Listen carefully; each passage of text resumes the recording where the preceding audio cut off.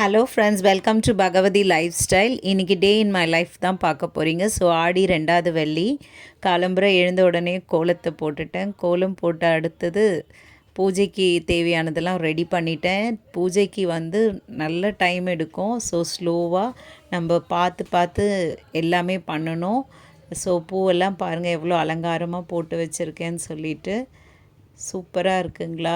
எல்லாருக்குமே எனக்கு அரளினா சாமிக்கு போடுறதுக்கு ரொம்ப பிடிக்கும்.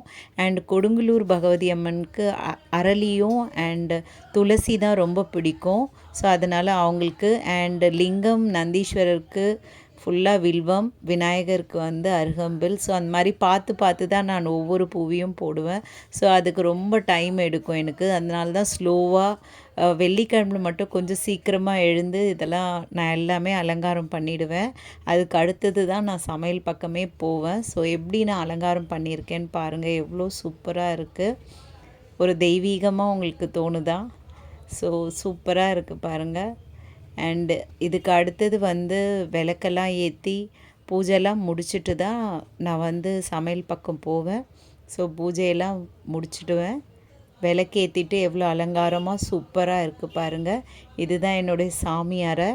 எவ்வளோ அழகாக இருக்குது. ஏற்கனவே இந்த மாதிரி ஒரு லாங் வீடியோ நான் போட்டிருக்கேன். உங்களுக்கு விருப்பப்பட்டால் போய் பாருங்கள்.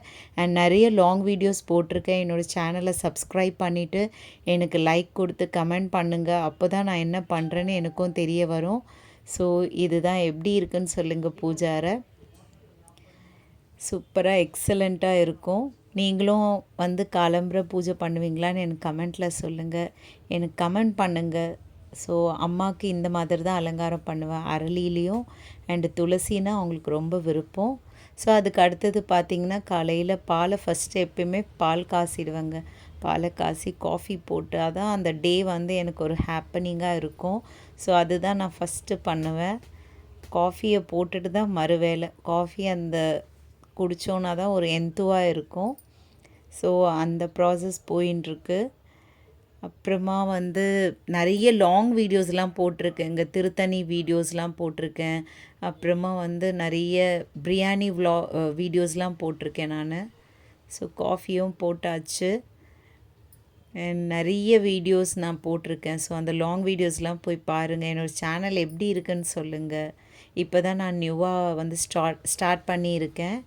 அண்ட் வடை பண்ணிட்டேன். காலம்புரை டிஃபனுக்கு வடையும் தோசையும் அண்டு கூட நேற்று பண்ண சாம்பார் இருந்தது. ஸோ அதை வச்சு நான் மேட்ச் பண்ணிட்டேன். ஸோ அதுக்கு அடுத்தது மார்க்கெட் போனேன். வெஜிடேபிள் மார்க்கெட் போயிட்டு இதெல்லாம் மத்தியானத்துக்கு லஞ்சுக்கு தேவையானதெல்லாம் கொஞ்சம் பர்ச்சேஸ் பண்ணிட்டு வந்தேன். ஸோ இதெல்லாம் தீர்ந்து போச்சு, கேபேஜ்லாம். ஸோ அதெல்லாம் பர்ச்சேஸ் பண்ணிட்டு அப்புறமா லஞ்சு ஸ்டார்ட் பண்ணிவிட்டேன். லஞ்சும் முடிச்சுட்டேன். கொஞ்சம் லேட் ஆகிடுச்சு இன்றைக்கி லஞ்சு. ஏன்னா ஆடி வெள்ளின்றதுனால ரொம்ப வேலை அதிகமாக இருந்தது. ஸோ சுட சுட சாதம். எப்பயுமே நான் சாதத்தை வடிச்சிடுவேன். நீங்களும் குக்கர்லலாம் போடாத வடிச்சிடுங்க. அதுக்கு அடுத்தது பார்த்திங்கன்னா சின்ன வெங்காயம் பூண்டு போட்டு ஒரு வத்த குழம்பு பண்ணியிருக்கேன். ரொம்ப அருமையாக இருக்கும், சூப்பராக இருக்கும். பாருங்கள், அந்த டெக்ஸ்சர்லாம் ரொம்ப நல்லா வேறு லெவலில் வந்திருக்கு. டேஸ்ட்டுமே ரொம்ப அருமையாக இருந்தது. நீங்களும் ட்ரை பண்ணி பாருங்கள். இதோட வீடியோ வேணும்னா என்கிட்ட கமெண்ட்டில் சொல்லுங்கள். நான் உங்களுக்கு எப்படி இதை பண்ணுறேன் அப்படின்னு சொல்லிவிட்டு உங்களுக்கு ஒரு வாட்டி வீடியோ போட்டு காட்டுறேன். இந்த சின்ன வெங்காயம் பூண்டு வத்த குழம்புக்கு சரியான காம்பினேஷன் இந்த கோஸ் கடலைப்பருப்பு கூட்டு தான். எங்கள் வீட்டில் ரொம்ப பிடிக்கும் எல்லாருக்கும், என்னோடய ஃபேமிலிக்கு. ஸோ அதனால் இந்த காம்பினேஷன் வச்சா பக்காவாக சாப்பிடுவாங்க. சூப்பராக இருக்குது பாருங்கள். ரொம்பவே நல்லா வந்தது. சாப்பிடவும் ரொம்ப டேஸ்ட்டாக இருந்தது. அண்ட் அதுக்கு அடுத்தது சாயந்தரமாக பசங்களுக்கு கொஞ்சம் ஸ்நாக்ஸ் சாப்பிட்ணுன்னு தோணுச்சு. ஸோ அதனால தான் இந்த ஸ்நாக்ஸ் வாங்கினோம். இது சீஸ் நக்கெட்ஸ் தான். சூப்பராக இருந்ததுங்க. நல்லா சூப்பரான ஒரு டேஸ்ட் இருந்தது. அண்டு இது அடிக்கடியெல்லாம் நான் கொடுக்க மாட்டேன்.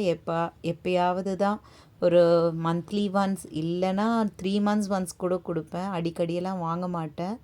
ஸோ இந்த மாதிரி இது இப்படி தான் இருந்தது. அண்ட் அது என் பாப்பா ஃப்ரை பண்ணா. ஸோ சூப்பராக இருக்குது பாருங்கள், நல்லா வந்திருக்கு.